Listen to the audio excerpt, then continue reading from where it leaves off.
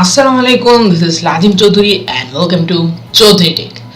অনেকেই ইন্টারনেটে আশানুরূপ কিন্তু গতিটা পান না, বিশেষ করে ওয়াইফাই ইন্টারনেটের গতি কম বেশি হয়ে থাকে।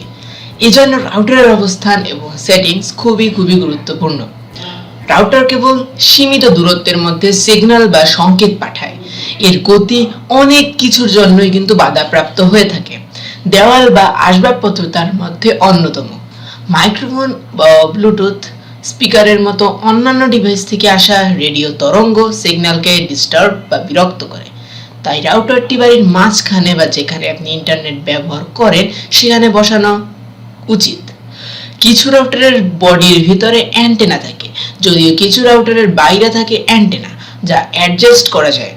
একাধিক তলায় বা ফ্লোরে ওয়াইফাই সিগন্যাল পাঠাতে হরিজন্টাল বা অনুভূমিকভাবে অ্যান্টেনা সেট করুন।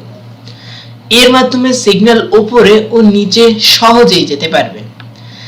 একবার সমস্যা দেখা দিলে ডিভাইসগুলো বন্ধ করুন ও পুনরায় চালু করুন। রাউটার মডেম বন্ধ করুন ও তা আবার চালু করুন।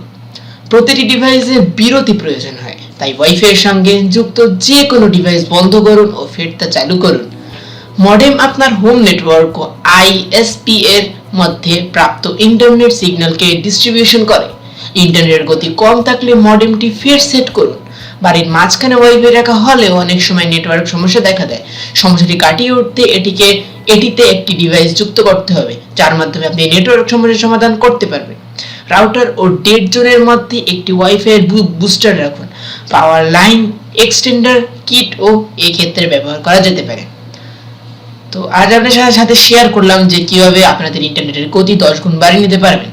সো ভিডিওটি ভালো লাগে অবশ্যই এটি লাইক দিতে এবং চ্যানেলটি সাবস্ক্রাইব করবেন এবং পাশে থাকা বেল আইকন ক্লিক করে দেবেন, যাতে আমাদের টেকনিক্যাল টিপস, টেকনিক্যাল সমস্যার সমাধান এবং সব টেকনিক্যাল ভিডিও আপনারা পেতে সবার আগে। তো ভিডিওটি বেশি শেয়ার করবেন, আপনার মতামত অবশ্যই কমেন্ট করে জানিয়ে দেবেন।